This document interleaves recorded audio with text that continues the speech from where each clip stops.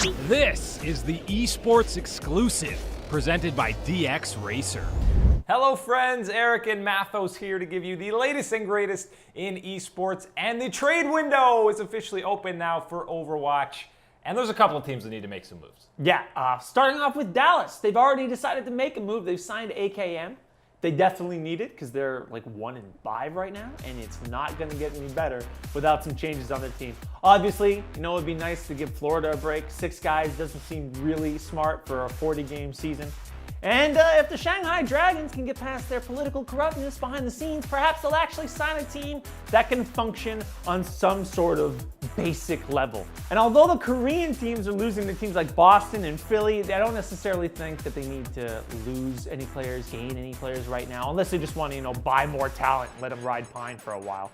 Otherwise, we're talking about a really solid season shaping up for next week's mini bracket finals. Thanks to those upsets last week, we have a real chance for some kind of contentious third place or second place finish. It should be pretty cool.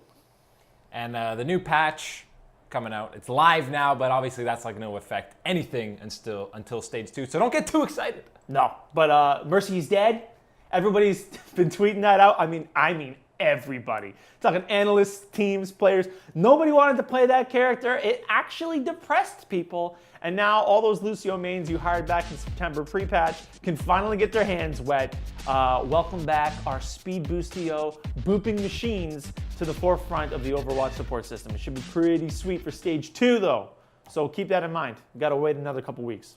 Yeah, that'll be a nice and welcome change heading into that second stage. Just see some different gameplay in a lot of these games. Let's jump over to CSGO, which was absolutely insane at the Boston Major. Cloud9 went on a run for the ages, the first NA team to ever win a major. Not only run for the ages, they beat every single team that actually mattered in that tournament. And if they could have played Fnatic, they would have, guaranteed, and they would have won.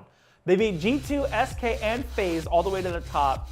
Skadoodle, who never gives an interview, promised that if he won the thing, he'd give one, and lo and behold, he did, and the dude was like, practically choked up with tears. Phenomenal gameplay across the board. Everybody's playing on big swings up and down. Cloud9 almost had like a 9-game sweep to lose the first set and then pulled it back. Final ends in double overtime. North America, baby, finally on top of the Counter-Strike scene. Maybe they can do it for League.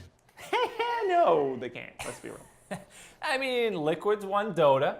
Now Cloud9's won CSGO. Maybe in the next 5 years, it'll be NA's turn to hoist out Summoner's Cup. Fingers crossed. But yeah, probably not. Cloud9 winning that major maybe made 100 Thieves just reconsider being involved in CSGO at all. They're gone. Yeah, they packed up real early. This short-term experiment started off in December with what I dubbed as a rehab attempt on the former Immortals roster of Henny, Lucas, KNG, FNX, so on and so forth. Those guys packed it up. Here's the long and short of it all. Basically, KNG sent out a homophobic tweet to his all-time internet rival, Duncan Thorin Shields, Esports Broadcaster of the Year for 2017. And 100 Thieves did not take too kindly to it, so they gave him the chop, got rid of him. As a result, they got themselves Phelps to fill in, but, whatever backstage nonsense occurred, 100 Thieves decided to just count their losses and get out of Dodge for the entirety of 2018. They issued a statement yesterday, and it really broke, 10 people's hearts. Most folks are just reveling in the unfortunate nature of a bunch of guys buying nitroglycerin and having it blow up in their hands. And a lot of this out-of-game drama didn't even end there with 100 Thieves. You got this whole ESL debacle. They're taking to Reddit to try and cover up their tracks, but that is the worst place to go to try and make amends with things. Yeah, it's been a bit of a mess. They gave themselves an exclusive deal with Facebook for all of their Dota 2 and CSGO ESL 1 tournaments and the CSGO Pro League. And obviously fans did not take too kindly to that. So, popular streamers like Admiral Bulldog took to restreaming Dota TV all the tournament matches, and they talked over it. Or in the case of Admiral Bulldog, played a bunch of ridiculous recorder music. Of course, ESL and Retort didn't take too kindly to it and slammed them with some DMCAs, aka stop streaming our content and making money off of it. Little did they know, Valve are the ones that are supposed to issue those DMCAs, and Valve came down on ESL 1 hard. ESL One then put out a Reddit AMA and had all their answers downvoted. And finally, we lead up to middle of this week where they issued a full-blown apology. They're out thanking everybody for their patience, apologizing for the DMCAs and how they've handled everything. And they hope that they can possibly get this over the big first hump and on to actually maybe streaming some tournaments, getting Facebook's broadcast service straightened up, because currently it is definitely not up to snuff. Doesn't work on Chromecast. It's only 720p, but they're working on it, and hopefully people will give them a little bit of breathing room after this apology. Yeah, I mean, they haven't had much time to really implement this whole setup onto Facebook. They just jumped right off a cliff and into streaming on Facebook. And then everyone kicked them while they were down after falling down that clip. Another team that's getting kicked while they're down now is SK Telecom, coming off a loss to MVP.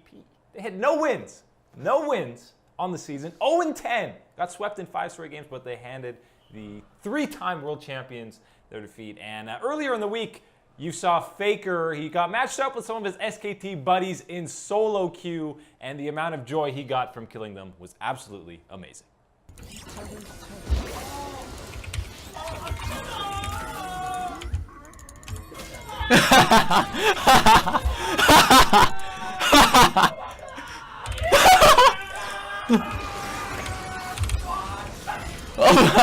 방금 쏘다.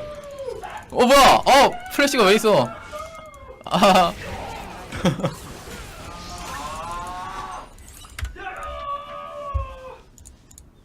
That is some real deal cathartic cackling right there. Even if it's just for laughs, Yep. you can just feel the weight coming off the man's shoulders as he dumpsters every single one of his teammates. Yeah, he's got to feel like, if you guys don't start winning, I'm just going to follow you around in solo queue and completely ruin all of your games and just keep committing massacres. Gotta find something that they can care about.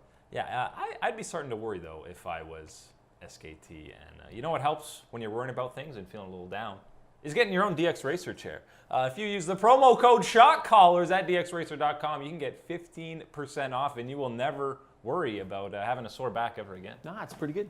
It's pretty good. It's very comfortable. That's it from Eric and Mathos here, bringing you the latest and greatest in esports. Thanks very much for watching. We'll see you guys next week. This is the esports exclusive presented by DX Racer.